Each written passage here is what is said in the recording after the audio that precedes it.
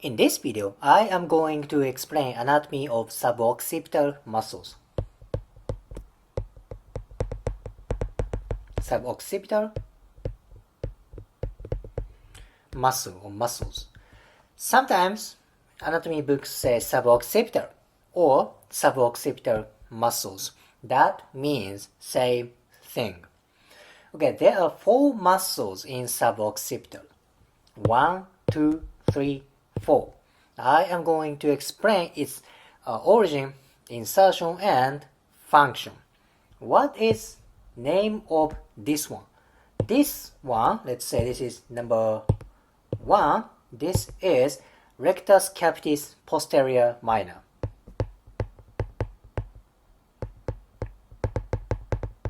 Rectus capitis posterior minor. This one, number 2, is rectus capitis posterior major. So it's basically same thing, rectus capitis posterior major, number 2. What is number 3? This is obliquus capitis superior.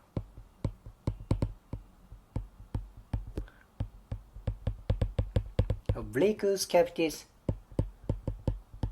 superior. Number 4, this one. This is obliquus capitis inferior. So, obliquus capitis inferior. These 4 muscles together, it is suboccipital muscles. So, let me explain origin, insertion, function of rectus capitis posterior minor and major. Okay, origin of these 2 muscles. Let's say this is minor. Origin of this muscle is here. This part of C1. This is posterior tubercle of C1. Posterior tubercle of C1. Okay. Insertion is here. This is inferior nuchal line. Inferior nuchal line. That's it. That's origin and insertion. So what about the other muscle? Origin of rectus capitis posterior major is C2. This is spinous process of C2. Spinous process of C2. Insertion is, it's also inferior nuchal line. Inferior nuchal line. So these 2 muscles insert to same place, inferior nuchal line, but minor inserts to more on medial part. Major inserts to more on lateral part. So this is difference. So let me explain their function. Function of minor is extension. Extension of head and neck. That's simple, right? This is very tiny muscle, so this doesn't do a lot of movement. Okay, let's go to major. Function of this muscle is also extension. Extension plus ipsilateral rotation. Ipsilateral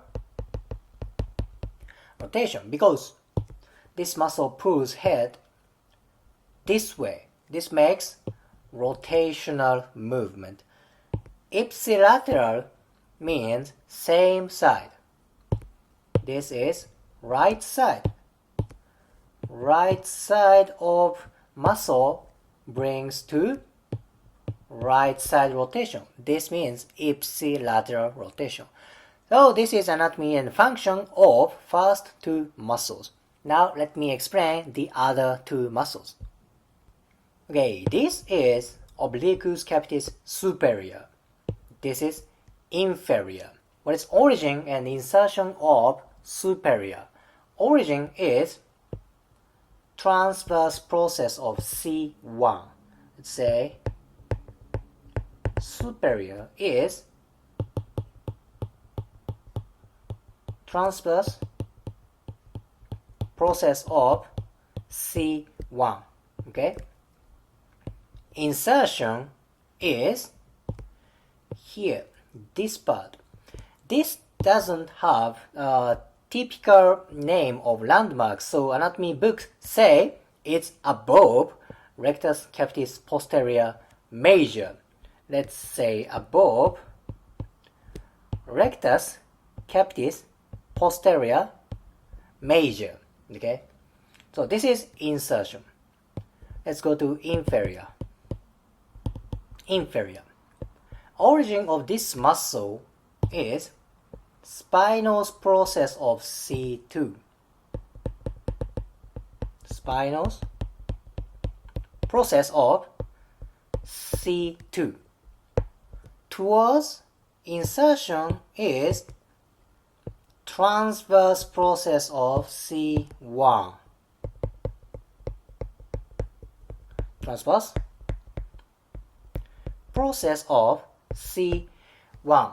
So both superior and inferior attach on C1, but it's different. Origin and insertion is different, right? So this makes different kind of movement. So let me explain these functions. The function of superior. It of course can do extension. Plus, this can do contralateral rotation. Contralateral rotation. Insertion is where? It's here, occiput, right? So that pulls head towards this way. This makes rotational movement, but it doesn't look like it would do a rotational movement. This is because orientation of picture. This is posterior view.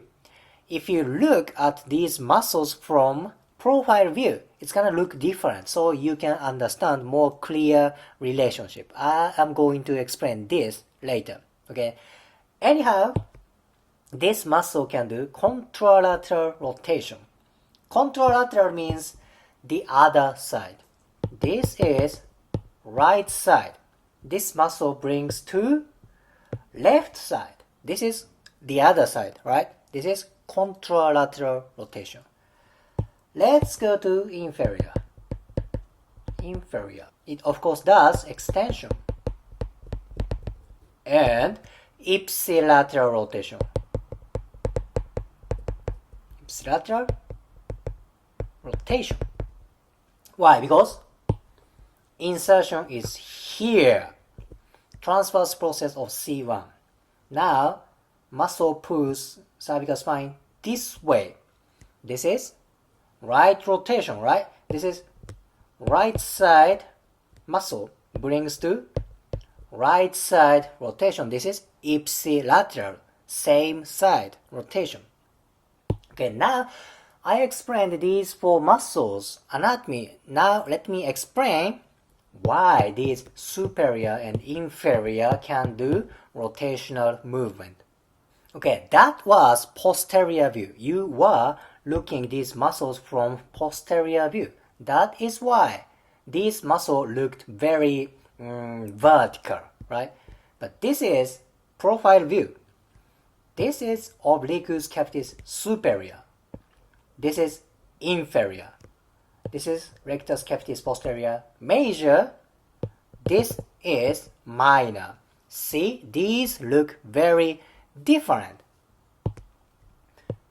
These superior and inferior run very diagonally. Now, insertion of superior is here. The muscle pulls head towards this way. That makes contralateral rotation. This is left side. that pulls a bone this way towards right side rotation, that is contralateral. Let's look at inferior.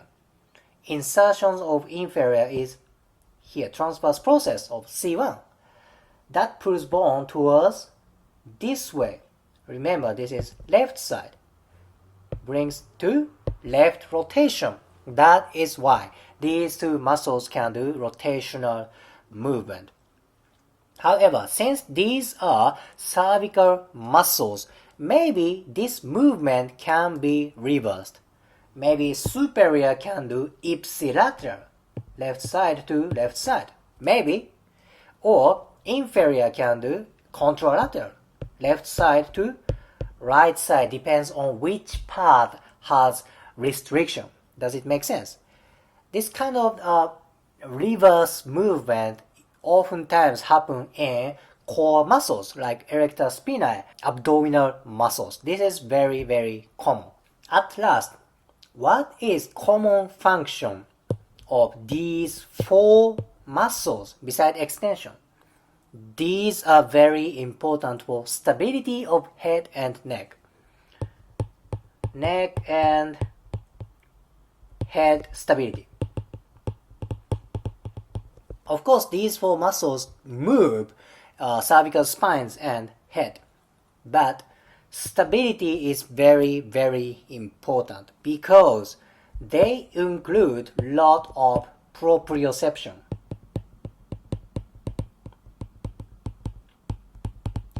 Proprioception means kind of the balance sensor of joint. These four muscles include a lot of proprioception.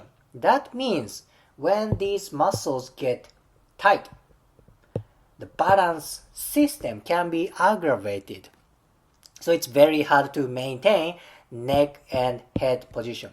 That is why flexibility of these four muscles are important for neck and head position. So in this video, I explained basic anatomy of suboccipital muscles. I explained their origin, insertion, and function. If you liked today's video, please hit the like button, comment, and subscribe. See you next video.